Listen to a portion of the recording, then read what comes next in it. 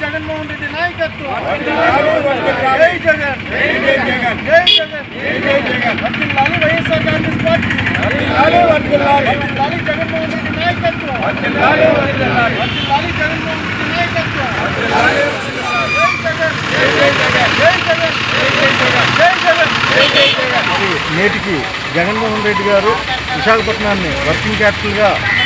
చేస్తున్నామని చెప్పి అనౌన్స్ చేసి సంవత్సరం సందర్భంగా మరి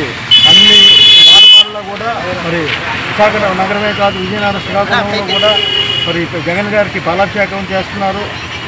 ప్రజలు. ఎందుకంటే వెనకబడిన ప్రాంతం విశాఖపట్నం, విజయనగరం, శ్రీకాకుళం, మరి ఈ 3 జిల్లాలు ఉత్తరాంధ్ర జిల్లాలు ఏవైతే ఉన్నాయో మరి తెలుగుదేశం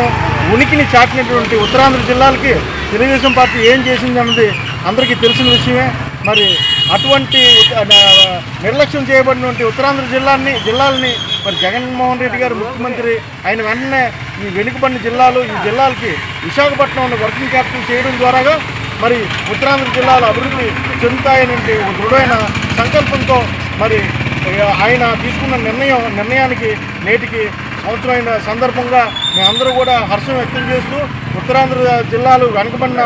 జిల్లాలని గుర్తించిన జగన్మోహన్ రెడ్డి గారు వర్కింగ్ క్యాపిటల్గా మరి విశాఖపట్నాన్ని ప్రకటించినందుకు ఆయనకి మరొకసారి ప్రత్యేకంగా హృదయపూర్వక నమస్కారాలు తెలియజేస్తాను. గౌరవ ముఖ్యమంత్రి జగన్మోహన్ రెడ్డి గారు ముఖ్యమంత్రి అయిన తర్వాత నేటి రోజు కింద సంవత్సరం మన విశాఖపట్నం పరిపాలనా రాజధానిగా ప్రకటించినందుకు ఈరోజు సంవత్సరం పూర్తయిన సందర్భంగా ఆ గ్రామాలంతా కూడా 63 వార్డు గ్రామాలంతా కూడా మరి పాలాభిషేకం చేయడం జరిగింది. మరి గత ప్రభుత్వ నిర్లక్ష్యం వల్ల మన ఉత్తరాంధ్ర వెనకబడి ఉన్న కారణంగా మన జగన్మోహన్ రెడ్డి గారు ఇక్కడ